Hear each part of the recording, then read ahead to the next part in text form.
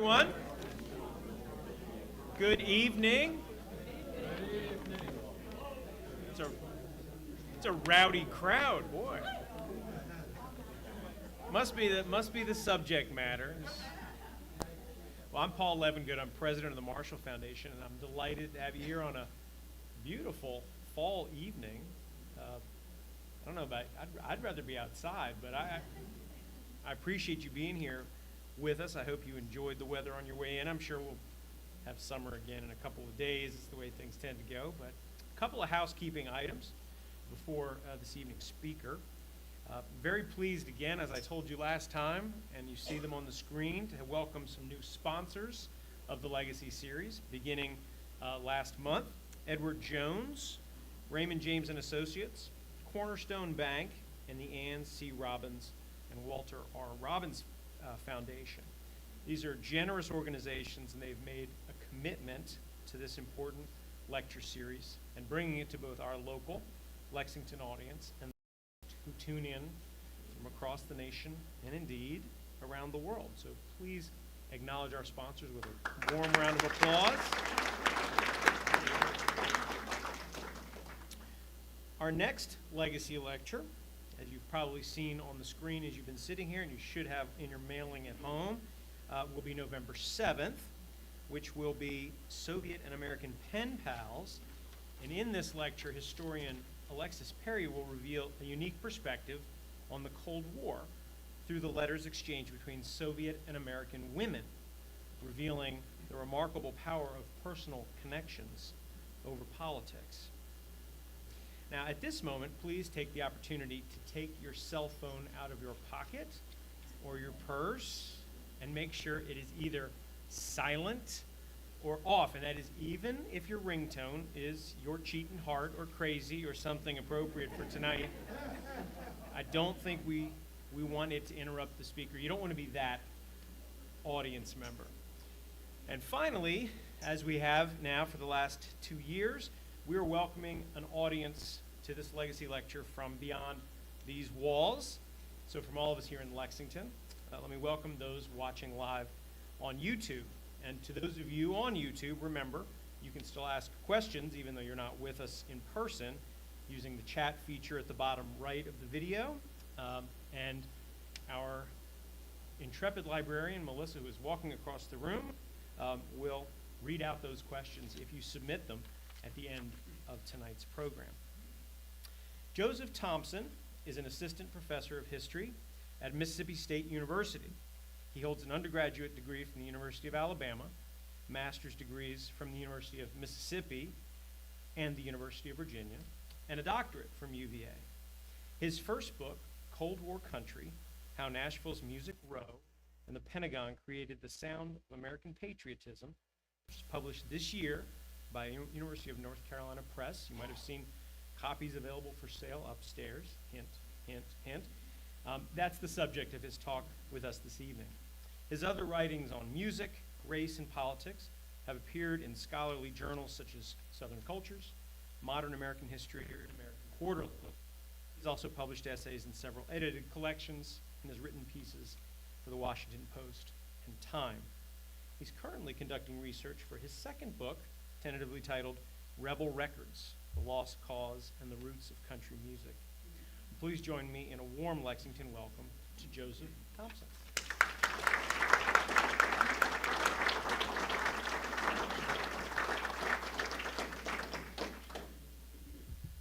Good evening. Thanks to Paul for that warm introduction, and thanks to Melissa and Glenn for the invitation. It's always a pleasure to be back in Virginia. I do enjoy being in Lexington, so it's a real pleasure to be with y'all tonight. So as you just heard, I wrote a book called Cold War Country, How Nashville's Music Grew and the Pentagon Created the Sound of American Patriotism. Now when people hear that title, or when I describe that it's a book about the connections between country music and the military, people tend to have some knee-jerk assumptions about what that means. People tend to even think that they sort of understand that story intuitively. And I think that's reasonable. After all, no genre of popular music holds a more recognizable link to the modern U.S. military than country music. Scholars, country fans, I'm sure we have some here tonight, or even casual observers often have a narrative in place about what that means, about this connection. A standard explanation says that in the late 1960s, as the left-leaning counterculture defied the authority of the government to wage the war in Vietnam, and as the Black freedom struggle notched landmark victories, there was this white, silent majority who cleaved to the allegedly all-American virtues of white supremacist law and order and conservative social values. Now, let me make sure my slides will advance here. Yes, there we go. This constituency allegedly heard their feelings expressed in country music's backlash songs like Merle Haggard's Okie from Muskogee or The Fightin' Side of Me, songs that earned Haggard and other country artists invitations to the White House from the Nixon administration, as you can see on the slide there.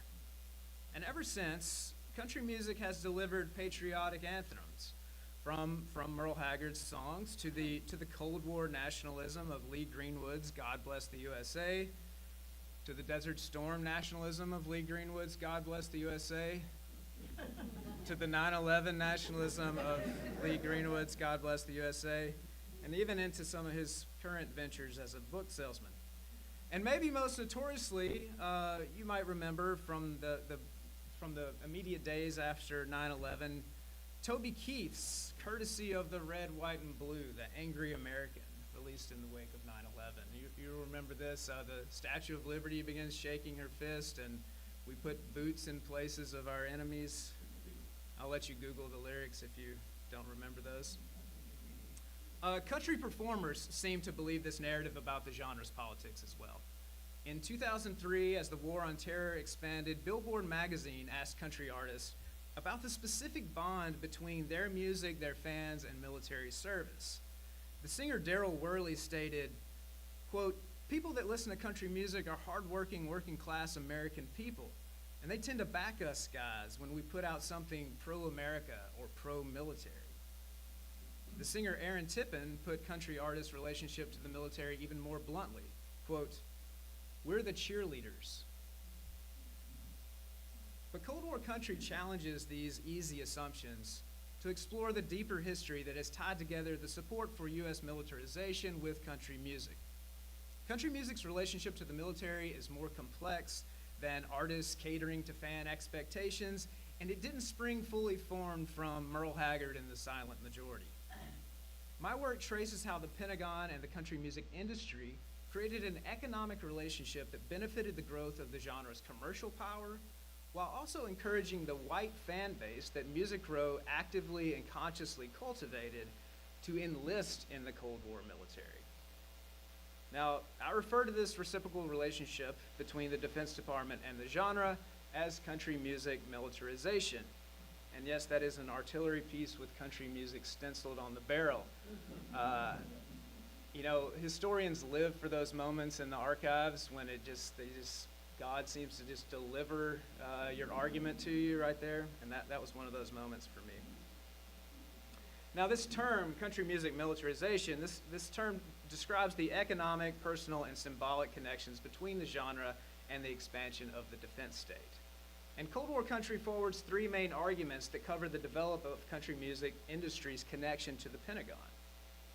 First, I argue that the genre's entrepreneurs latched onto the expansion of the mid-century military as a way to help grow their businesses. Country music business actors and promoters booked artists on tours of military installations and the front lines of the nation's wars, putting country music in the eyes and ears of what was essentially a captive audience of young Americans. These business actors also joined with the Defense Department in creating recruitment campaigns for radio and television that featured country music artists. This relationship gave the country industry arguably the most powerful promotional partner in the world to sell their products and a distribution network to expand their audiences around the globe through the Armed Forces Radio and Television Service, as well as the Post Exchange or PX stores. Soldiers steadily increased the number of country music records they bought over the 1950s and 60s, and the European PXs eventually sold more country records than any other genre. So that's sort of my economic story in a nutshell. And second, I argue that this process of country music militarization helped white Southerners see the expansion of the military as a part of their regional culture rather than an intrusion of state power into their everyday lives. Now, I make this assertion by digging into some of the personal stories of service members who went on to country music fame. Some of them included on the slide here. But there are literally dozens of country musicians we could talk about in this regard, including future stars like Farron Young, Johnny Cash, Tom T. Hall, Mel Tillis, and George Strait, all of whom used their time in the ranks to hone their craft, some even discovering their musical talent in the downtime of military occupation. So I thread these stories throughout the book. However, this line of analysis also allows me to spend 2 concentrated chapters dealing with rockabilly by profiling the stream of musicians who served in the military and then landed in Memphis in the 1950s to pursue country music careers. Of course, the great exception to that trajectory was Elvis Presley, who didn't serve until after he was famous. And through these stories and the dozens of other country musicians who received their starts in the U.S. military, I show how armed service provided a springboard into professionalization for these white country musicians. My third major argument contends that Music Row aligned with political conservatism, not because of some inherent ideology within its artists and fans, but because of the lucrative partnerships it had established with the Pentagon. Now, we should acknowledge that the expansion of the defense state enjoyed broad support in the early years of the Cold War, when Americans of virtually all political persuasions shared a belief in a strong-standing military that could fight communists. But as debates over the Vietnam War fractured that consensus, an unflinching commitment to the armed forces became a central tenet of some politicians who painted anyone who dared to question U.S. military policies as something less than patriotic. Often conservative Republicans and Southern Democrats built a movement that warned, ironically, we might say, against the increasing size of the federal government, even as they supported the hawkish policies that increased the power and scope of the Defense Department and defense contractors. When President Ronald Reagan upped defense spending to unprecedented peacetime levels, some politicians conflated support for the armed forces with support for the nation itself, turning military funding into a partisan debate in the process. And here's the connection to country music militarization. For a generation or more, those Cold War defense policies assured a demand for more soldiers. More soldiers meant steady pay, government benefits, and the creation of defense contractor jobs in the civilian sector to supply those troops. Those soldiers bought more country records and demanded that the AFRTS stations play them. The Pentagon then used more country music in its recruitment and entertainment strategies. So simply put, the Cold War was very good for the country music business. Now, by considering these arguments together, I hope that my book can give readers new perspectives on the racial history of country music, as well as the history of government expansion in the 20th century. In terms of that racial history, much of my work highlights how the white-dominated country music industry benefited from its connection with the Cold War military in ways that other genres did not. Although country has always featured racial and regional diversity, the recording industry has marketed the music as a genre almost exclusively associated with white performers and fans, often from the U.S. South. In this sense, country music recruitment campaigns could give the impression that the U.S. Armed Forces as an institution favored white volunteers through those programs. Now, I don't mean to suggest that all or only white Southern soldiers loved country music or responded to these recruitment campaigns. But when the Pentagon used country music to convey its recruitment message, it imagined its audience for volunteer enlistees as white enlistees. And just as the South embraced defense spending and individual Southerners turned to military service in search of benefits like the GI Bill, the country industry experienced a similar benefit from the federal government by building key components of its business and infrastructure through Cold War defense spending. And my book shows how the country music business began coalescing on Nashville's Music Row at the same time that defense spending delivered concentrated economic growth to white communities around the South. So examining these reciprocal relationships between Music Row and the Pentagon reveals just how reliant these two institutions of U.S. economic and cultural power were on one another. I also aim to bring a fresh outlook to the history of state expansion within this time frame. By relying on music industry archives to tell much of my story, I show how country music helped ease Americans' historical suspicions of centralized power. Now, this is not to argue that there are these conspiring powers within the Defense Department who were consciously plotting to convince country music listeners to support a peacetime military of unprecedented size and scope. They're not sitting around twirling mustaches, imagining we're going to get all the hillbillies in the army, right? I don't think that's what's happening. But my hope is that Cold War country shows how this happened regardless of the intent. As the military grew, its use of country music legitimized that expansion to the genre's fans. And this blending of public and private sectors filtered state growth through the down-home sounds of country music. It dressed Leviathan in a cowboy hat and surplus fatigues. And in the process, it made country music the sound of American patriotism.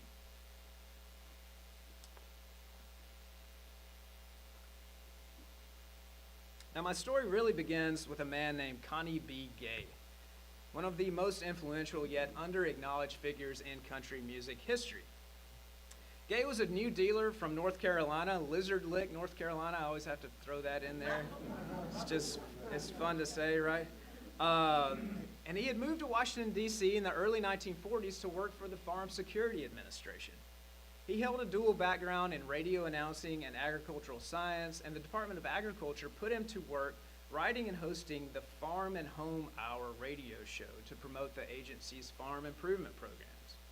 Now, while working for this government-sponsored show, Gay discovered that if the accompanying orchestra played music with what he called a rural flavor, then they received more mail than ever before. So Gay used this observation to introduce country music radio in the Washington, D.C. area on station WARL in Arlington. He offered to work as the announcer for the station solely on commission if they would let him play whatever he wanted. The station agreed, and in 1946, Gay began hosting the capital city's first country music show. The phone started ringing, Gay recalled later. People said, "Lord have mercy, why hasn't somebody done this before?" Now, encouraged by that immediate success, Gay spent the late 1940s building a country music media empire in the D.C. area that included a barn dance program that broadcast from Constitution Hall, live concerts aboard a yacht that sailed up and down the Potomac called the Hillbilly Cruise, and a daily radio show he called Town and Country Time. Gay also recognized a way to promote his stations and the artists he managed if he tapped into the market of service members and their families.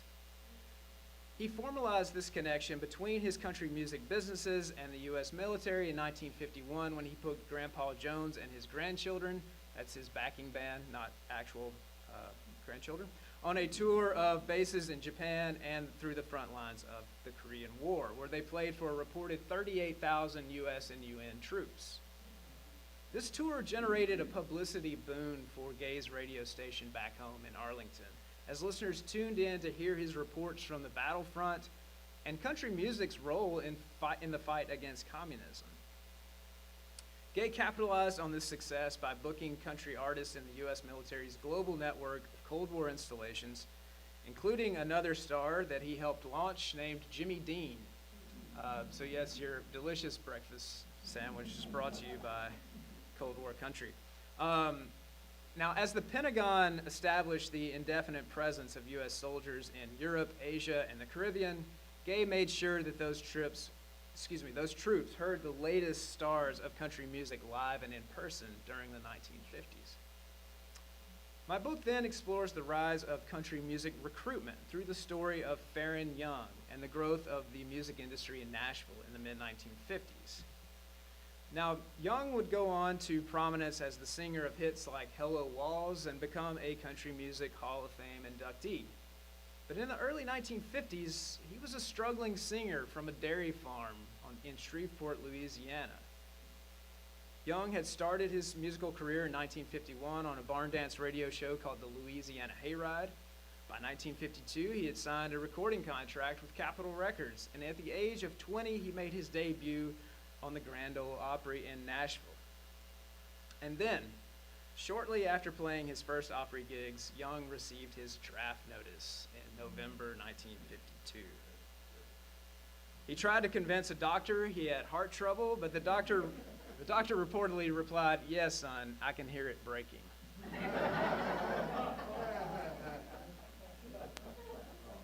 But hang on, his luck begins to turn around in January 1953. While he was still in basic training at Fort Jackson, South Carolina, his song "Goin' Steady," a single he had recorded before he entered the service, broke onto the Billboard charts and rocketed to number 2. Now, recognizing Young as a potential resource for the promotion of military service, the Army put him to use. In May 1953, his commanding officer sent Young to New York City to compete on the new network television show Talent Patrol, which you can see a screenshot of that on the slide there. That's Arlene Francis in the middle, host. Now, Talent Patrol tried to boost Army recruitment by showcasing the diverse skills of enlisted men. So imagine Star Search or American Idol, but it's all service members. Now, Young won that contest and spent the rest of his Army career entertaining current soldiers and recruiting others into the ranks. Now, Talent Patrol represented just one of the dozens of recruitment experiments that the Defense Department planted in pop culture during the early years of the Cold War. According to one study, the Defense Department spent approximately $2.7 million of taxpayers' money on its print, radio, and television recruitment efforts every year during the decade. That would be about $28 million in 2024. Now, while not an exorbitant number by defense budget standards, those funds bought an enormous amount of possible exposure for recruitment messaging, potentially reaching 50 million homes with radio sets and 40 million homes with televisions by 1960. Part of this inundation included more forays into country music recruitment. In the mid-1950s, the recruiting service began producing a series of programs that combined country music star power and the recording business on Music Row. The radio show Country Style USA led the way and was recorded by Owen Bradley, an architect of the Nashville sound and the producer behind people like Loretta Lynn, Patsy Cline, and Willie Nelson, to name but a few. Country Style USA presented 15 minutes of country music by top names in the genre, along with a message about the career opportunities available through the armed forces. And this entered the rotation at 2,000 radio stations around the country. By the late 1950s, country music recruitment programming also accounted for more than 1/3 of the U.S. Army's televised recruitment campaigns, and that doubled all other types of musical recruitment on television. Once again, the Army turned to Owen Bradley and the talent on Music Row to create these programs. This televised version, lasted from 1958 to 1960 and cost the Army around $216,000, or nearly $2.5 million in 2024. Each 15-minute live segment featured a top name in country music like Johnny Cash or Marty Robbins as a master of ceremonies, while a rotating cast of Army spokesmen pitched enlistment as a viable career option. And here I have a clip of Country Style USA. Now, I've edited this for brevity here, so you're going to get the introduction. You'll get a little bit of Marty Robbins, and then we'll hear a recruitment pitch from Charlie. Time for Country Style USA. Stay all night, stay a little longer, dance all night, dance a little longer. Pull on the coat, throw it in the corner, don't see why don't stay a little longer.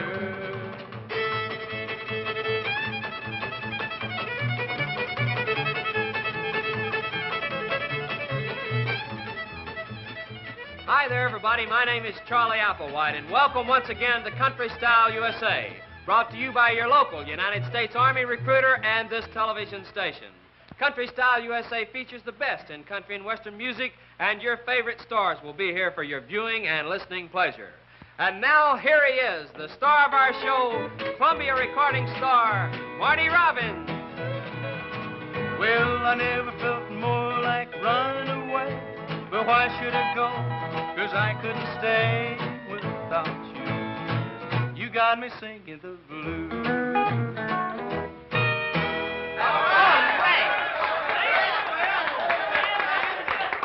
Yes, sir. The little bar-nothing group here. Well, I tell you, what say we have a real good word now from Charlie Applewhite about the United States Army. Well, thank you very much, Marty, and it goes something like this. It's about the new career fields open in the United States Army. And you know, in the Army, artillery is a career that starts with a bang.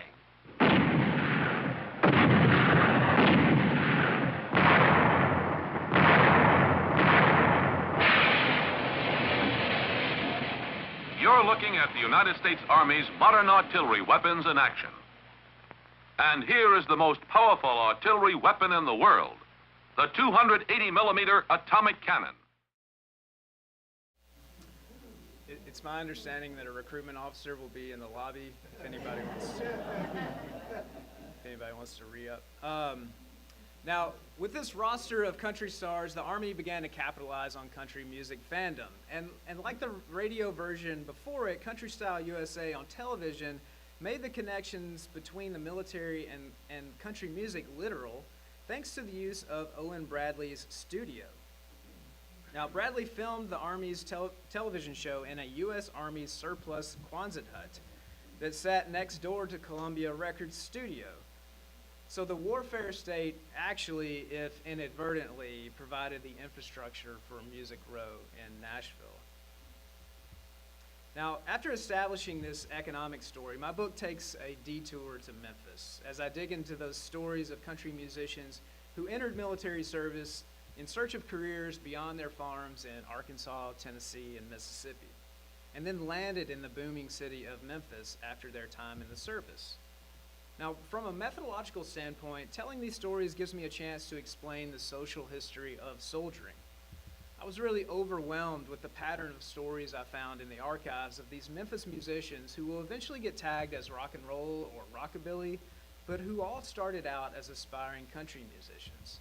Here I'm talking about Scotty Moore, you see on the slide there, Elvis Presley's guitar player, as well as Johnny Cash, Charlie Rich, Sonny Burgess, Cowboy Jack Clement, Stan Kessler, Billy Lee Riley, Conway Twitty, all of whom recorded at Sun Studio, as well as Jim Stewart, the founder of the legendary soul music label in Memphis, Stax Records. Now, because of the economic relationship between the Pentagon and the country industry, the military provided these aspiring musicians with the time and the space to develop their craft. And serving in the military also broadened their view of the world. It opened their ears to the possibilities of incorporating musical influences across the civilian color line, and it led to the rockabilly revolution in country music. One such example with an infamous connection to my current hometown of Starkville, Mississippi, is Johnny Cash, who remembered that he, quote, ended up in the military the same way most other Southern country boys did for lack of a better way out of the cotton fields. Cash joined the U.S. Air Force in 1951. He needed a steady paycheck, decent working conditions, and the potential of lasting economic benefits. In the South, that often meant joining the military.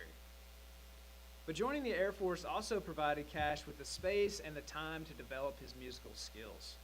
He bought his first guitar while stationed in West Germany, and with 3 other recruits, the young singer formed a band to help kill time around the barracks. They called themselves the Landsberg Barbarians. It's a good name. The dull hours that characterized so much of military life abroad offered Cash an opportunity to develop his songwriting talents, and he penned his signature tune, Folsom Prison Blues, sitting on his bunk in West Germany. Cash also bought a reel-to-reel tape recorder at the PX and began recording the Barbarians' renditions of country songs, as well as his first originals. Once, a fellow soldier loaded the tape incorrectly so that it played on the wrong side. But Cash liked the reversed music, and he used the odd sound to create the melody for one of his biggest hits, I Walk the Line. When he returned to the States in 1955, Cash headed to Memphis with his newly developed talents and a handful of country songs he had written when not monitoring the Soviet threat of nuclear war. There he joined a country music revolution already in progress, ushered in by another likely enlistee with Mississippi ties, Elvis Presley. Now, I say likely enlistee because I think it's important to consider Presley's race and class position before his meteoric rise. As a high school educated white male and the son of working class parents, Presley may have expected to serve in the armed forces at some point, whether through conscription or as a volunteer looking for the economic security sold through campaigns like Country Style USA. After all, he joined the ROTC at Humes High School in Memphis and spent summers making artillery shell casings at a local factory during the Korean War. It's also important to contextualize him as a country artist. The country music industry facilitated his ascent, providing his backing musicians, management, and first forays into live radio and television performances. And perhaps most importantly, the country music press considered Presley as one of its own.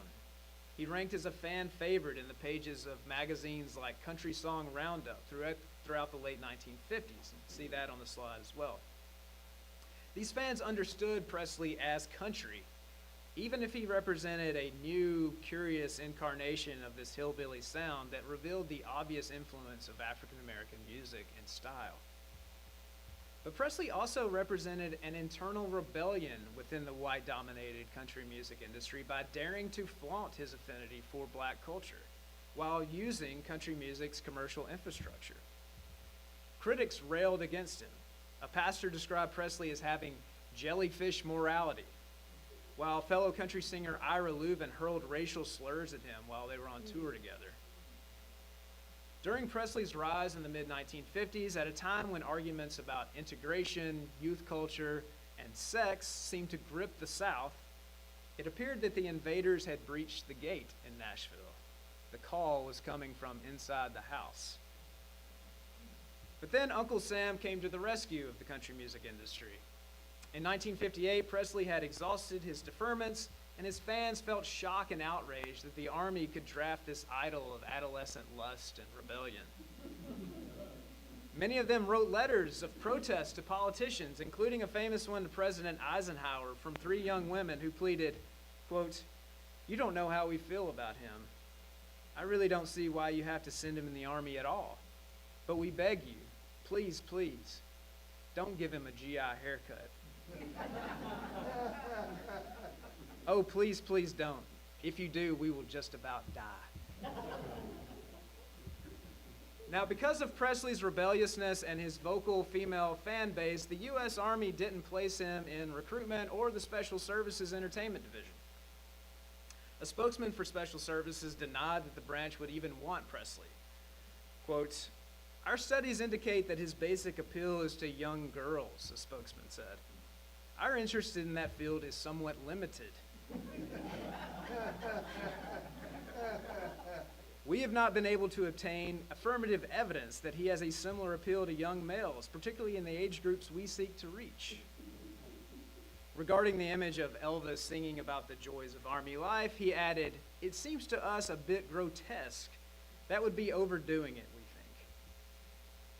So the military wanted a certain type of performer to convey its Cold War recruitment and entertainment messages. But Presley did not fit the bill. That performer could be a white, working-class male from the South. He definitely could be a country music singer. But Presley's jellyfish morality and his indebtedness to black culture represented 2 bridges too far for the Army. And yet, a transformation happened to Presley while he served in the ranks. On September 22nd, 1958, he shipped out for West Germany, where he essentially disappeared. By the time he received his discharge in 1960, he had advanced to the rank of sergeant and achieved a previously inconceivable level of respectability. Presley continued his reconversion to civilian life with the 1960 film G.I. Blues, starring as Tulsa McLean, a tank soldier guarding the Cold War's European front. Through this character, Presley reintroduced himself to the world as a respectable citizen with a clean-cut hairdo and GI khakis. At least superficially, Presley appeared to have conducted one of the most striking transformations in the history of popular music. from delinquency to duty, and from punk to patriot. Nothing signaled this like the official endorsement of the government. As the opening credits rolled on GI Blues, audiences learned that Paramount Pictures produced the movie, quote, with the full cooperation of the U.S. Army and the Department of Defense. So it took serving his country in isolation from the music industry, but Presley finally won the approval of the U.S. military. GI Blues not only benefited Presley's image, it also gave the U.S. Army a powerful recruitment tool 2 years after denying Presley a place in special services. While the Army provided an assist to the country industry by removing Presley from the music scene for 2 years, the genre's business actors began consolidating their power and setting their sights on boosting the commercial prospects for Music Row, that metonym for the neighborhood of studios, record labels, and publishers along 16th Avenue South in Nashville. In 1958, a group of promoters, songwriters, publishers, and label executives convened in Nashville to form the Country Music Association, or the CMA, which functioned as a kind of chamber of commerce for country music, promoting the genre's economic growth while improving its image as a respectable style of music, not just for those unwashed hillbillies anymore. They elected Connie B. Gay as their founding president. As you know, Gay had built a private multi-million-dollar media empire with country music, and he looked to do the same for the genre as a whole at the helm of the CMA.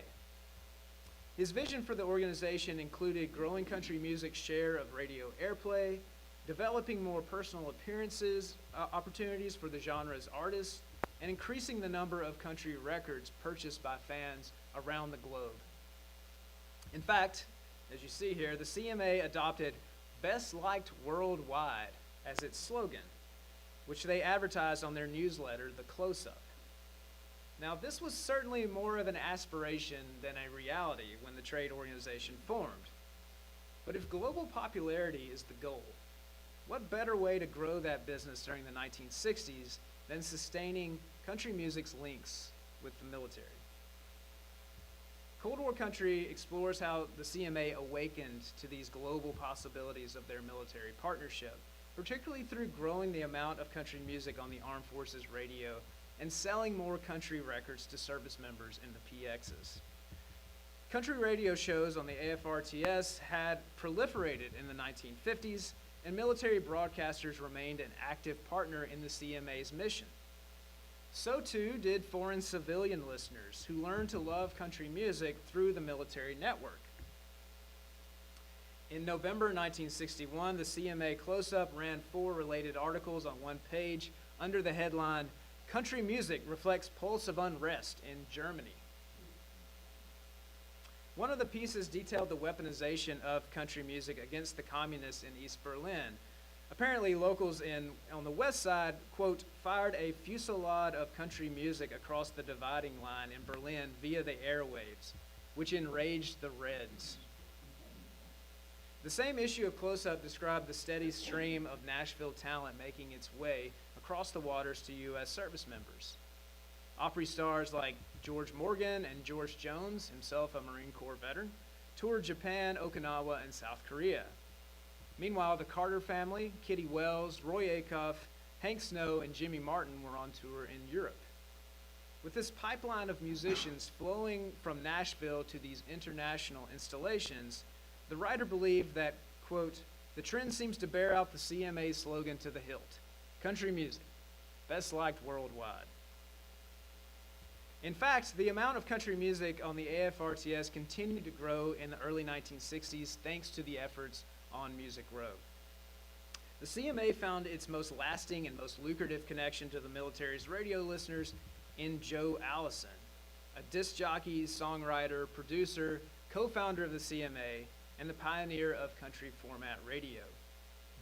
Allison hosted a show on the AFRTS from 1963 to 1970 called Country Corner.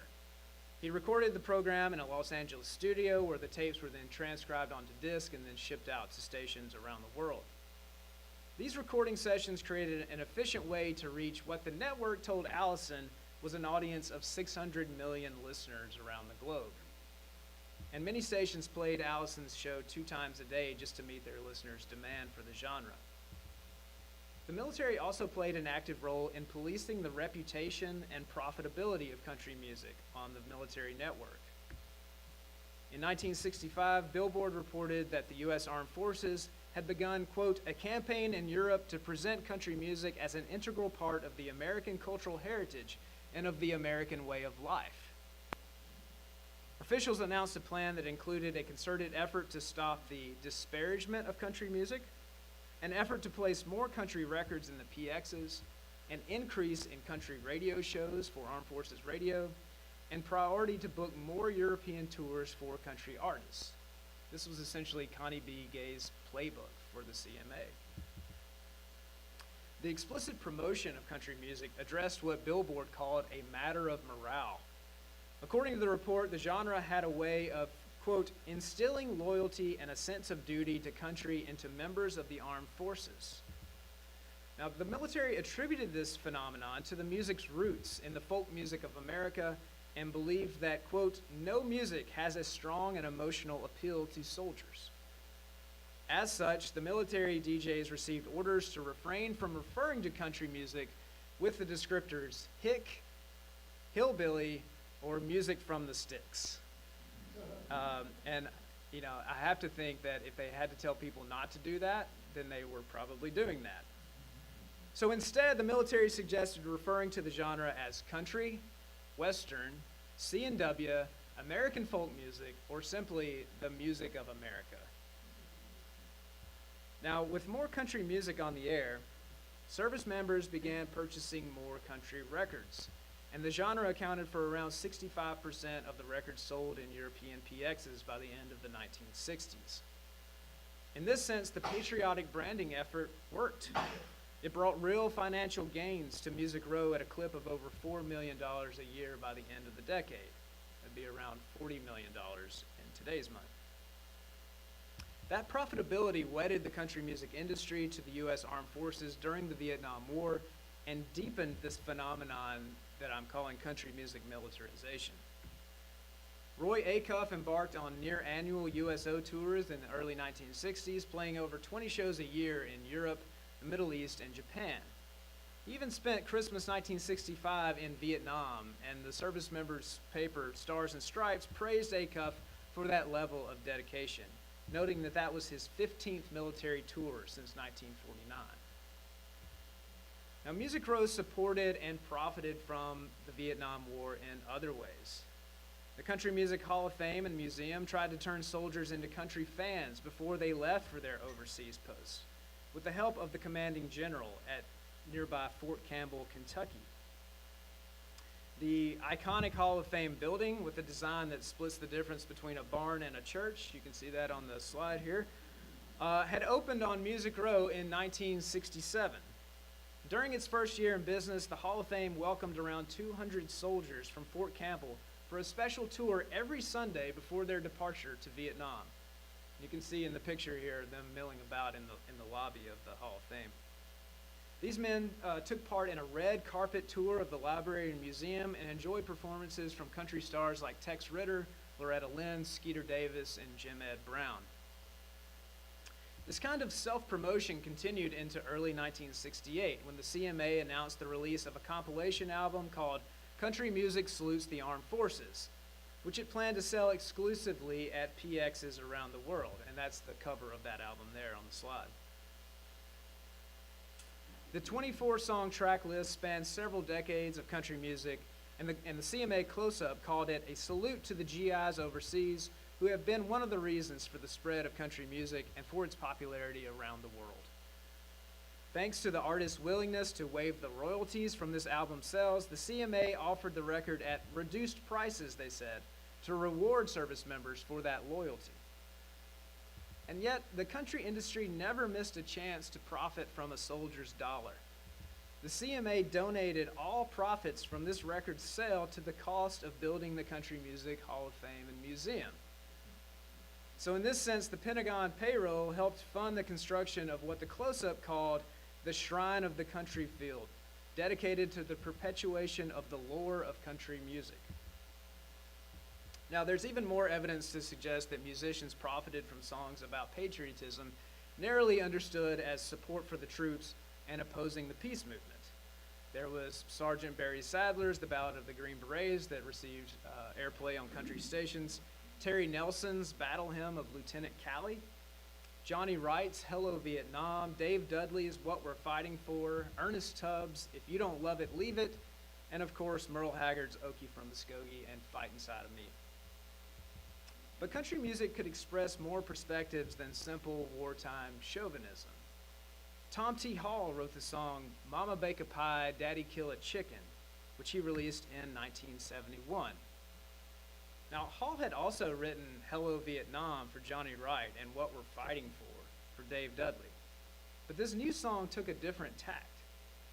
Hall relays a story of a wheelchair-bound Vietnam veteran arriving home from the war.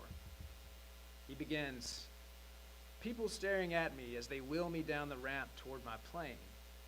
The war is over for me. I've forgotten everything except the pain." As the veteran comes into contact with more civilians who inquire about his condition, he makes listeners aware of their questions by giving his side of the conversation with lines like, "Thank you, sir," and "Yes, sir. It was worth it for the old red, white, and blue." The chorus makes a simple request for his homecoming meal. "Mama bake a pie, Daddy kill a chicken. Your son is coming home 11:35 Wednesday night." Now, throughout the tune, audiences hear only the voice of the soldier and his projections about the reactions of his family and acquaintances. Listeners learn that the disabled veteran's parents don't really know what to say to him. His drunk uncle makes an awkward suggestion about acquiring wooden legs, and his former girlfriend is uninterested in staying by his side. The young man depends on the self-medicating comfort of alcohol, which he keeps in a bottle under the blanket covering his legs. Now, with this first-person narration, Hall used his song to cut through the political din of hawks versus doves and fights over who was or who was not patriotic. He made people listen to the consequences of war, consequences that included psychological isolation, chemical addiction, and a loss of physical intimacy. Hall understood the ambivalence and dread with which soldiers and their families faced the nation's role in Vietnam, and he put those emotions into words with which they might sing along, where they could blend their voices with the voice of his anonymous wheelchair-bound soldier. He gave his audience the tools and really the permission to dissent from the Cold War political consensus that demanded loyalty to the Pentagon's mission of global intervention. Now, country music could convey a story like that just as easily as waving Old Glory down at the courthouse with Okie from Muskogee. Of course, the nuances of country music failed to register with politicians like Richard Nixon, who used the genre to curry favor with the white Southern voters he hoped to win over to his emerging Republican majority. When he showed up to the Grand Ole Opry in 1974, Nixon attempted to flatter the crowd by lying about his affinity for the music. He was not a country fan. But he claimed to understand the genre's ancestral Americanism and believed that country music, quote, talks about family, it talks about religion, the faith in God that is so important to our country and particularly to our family life. And as we all know, country music radiates a love of this nation, patriotism. He asserted that country music's abiding patriotism reflected the strong character of its fans and artists. Americans needed that kind of character, according to the president, who was only 5 months away from resigning in disgrace, in order to ensure world peace for generations to come. He then led the crowd in a sing-along of God Bless the USA. Excuse me, God Bless America. We're getting to God Bless the USA. Now, for his part, Tom T. Hall refused to surrender country music as the soundtrack for this so-called silent majority. In a 1973 interview with Rolling Stone, Hall told the rock magazine, quote, "I always believe that a writer ought to say for people what they can't say for themselves. And I think there's a lot of those people at peace marches and at military bases." He then added, "I don't think George Wallace speaks for the silent majority. Lawrence Welk does."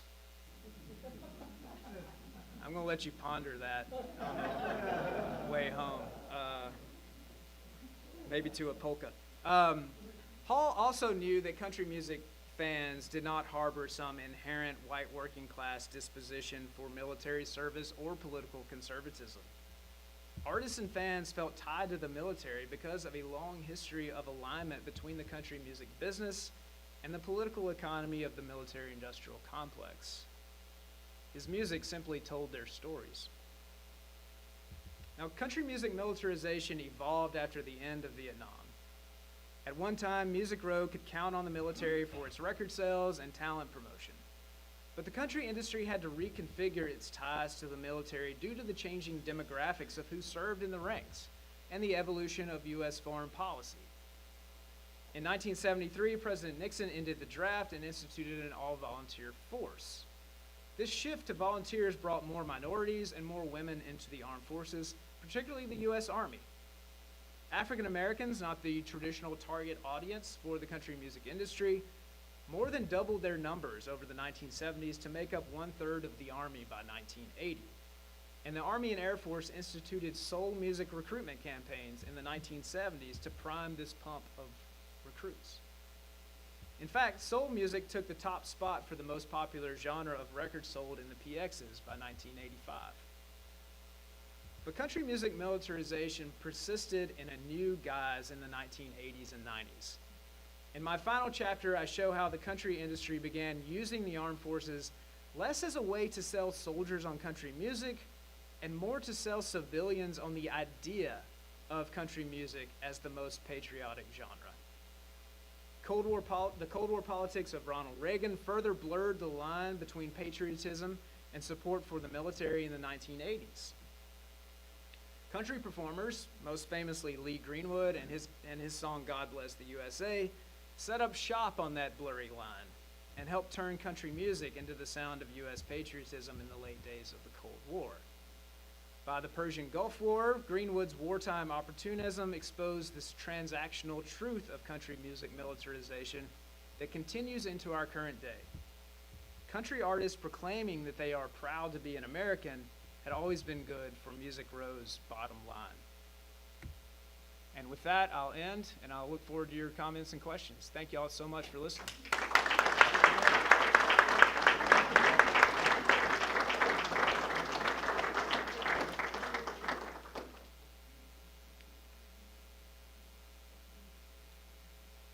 Or we can listen to some music if you want. Yeah, in the front row. I do have a comment on Elvis ROTC. Yes.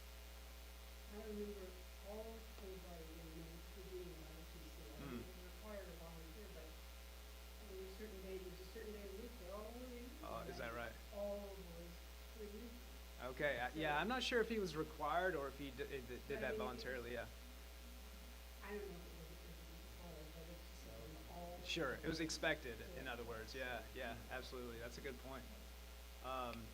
I mean, I think that speaks to the kind of culture or the expectations of people to actually serve, right, and to give of their time in that way. And he certainly was on that track before he became the Elvis that we know. Yeah. Yeah. How did you get into this? How did you? I mean, I'm from Alabama myself. Okay. You know, Hey, we're just bragging about that at this point, right? except for this weekend, you don't want to brag about Well, it. we don't have to bring up that, but yeah, go ahead. No, I love country music. Sure. I just want how you got into it. It's interesting. Yeah, I too am a country music fan. Can you repeat the question for me? Oh, I'm sorry. Yes, the question was just about how I got into this topic, and then we talked about Alabama for a little bit. But so yeah, I'm a country music fan myself. I'm a fan of many types of music, but country is one of the primary ones. I got into this in a couple of roundabout ways. One of them is that I was interested in researching this African-American country music artist named O.B. McClinton, who's from Senatobia, Mississippi. And I went down, this is when I was in graduate school at UVA, I went down to Memphis to do some research on him. He was signed to a subsidiary of Stax Records, the soul music label. And so I went down to Stax and started doing some research there, and I ended up talking to his sister, who's still with us, Clotilde Fitzpatrick. She was able to give me a lot of insight into his life.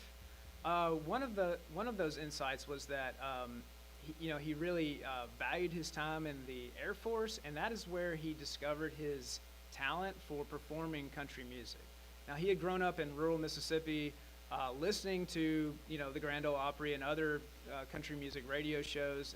So he knew country music, but he had never performed it. He had written soul music actually and performed soul music before he went into the Air Force. So once he's in the Air Force, he's stationed on Okinawa, and he discovers that he's good at singing country music. And so I thought that was fascinating.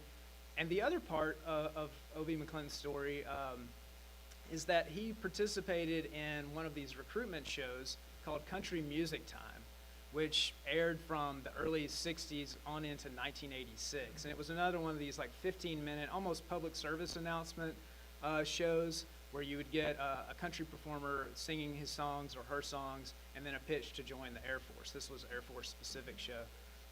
And so I thought to myself, there's a country music recruitment show? This was news to me, right? And so then I went to the National Archives and started researching that. And so that his story and the way that he got into country music and then his participation in those programs really kind of cracked open this story for me. The other part, and this is more of a sort of meta level reason of why I got into this, is that I've always been fascinated in the way that military spending has shaped the South since World War II.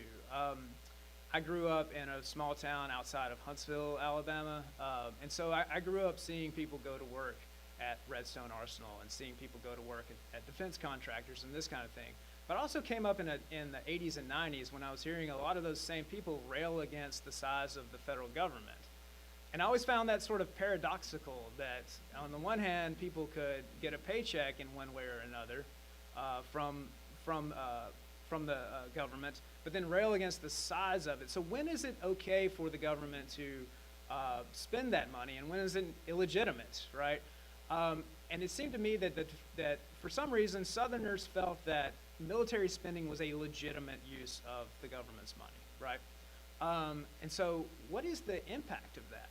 Now, other historians have written about this from a political perspective or an economic perspective, but no one that, to my knowledge, had really written about the cultural impact of this. Now, I'm a cultural historian, I'm a music nerd.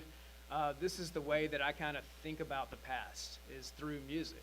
And so bringing that sort of political question, but then answering it with music and culture, was my contribution to the conversation. So that's probably more than you wanted, but that's the long and short of it, yeah. Thank you. Yeah, right here. You Sorry. identify some of the individuals in country music who were instrumental in developing a relationship with the military. Who on the Defense Department side was instrumental in working with country music? Yeah, that's a good question. So I don't have, well, I do have some names in the book, but I don't have a lot of military figures. The kind of the way that I write about it is from the perspective of the recruiting service, the Army and Air Force recruiting service. And by using their newsletters and some of their budgetary records, I was able to piece this together. But so much of my, it's a good point that I don't actually mention these in the presentation, because so much of my research is focused on the music industry side of things.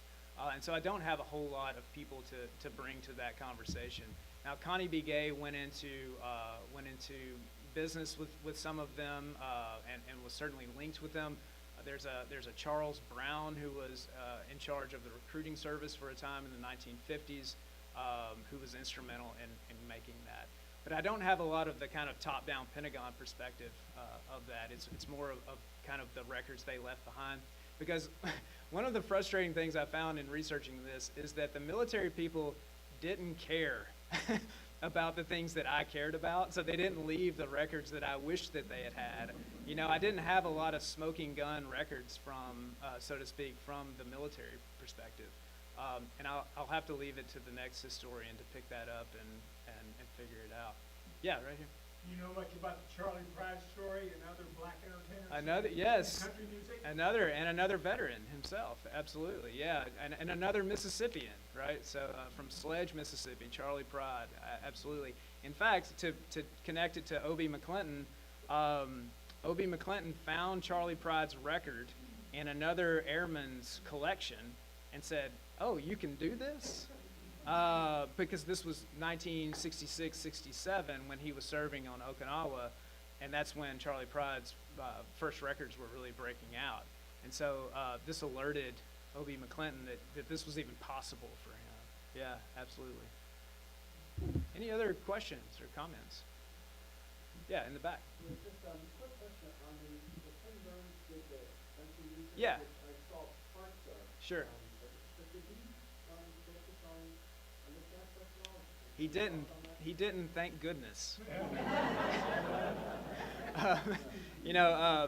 Especially for someone in my position writing their first book, it's important to have an original contribution.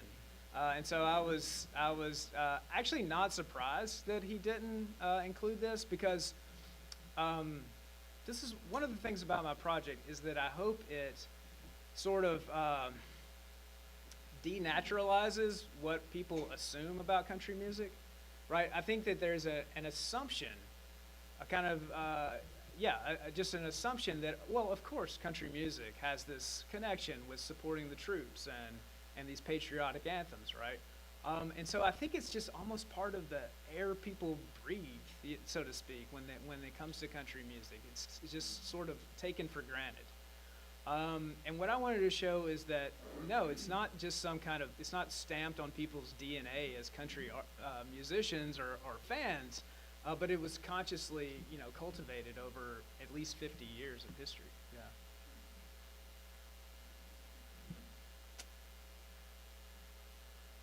I think that's all.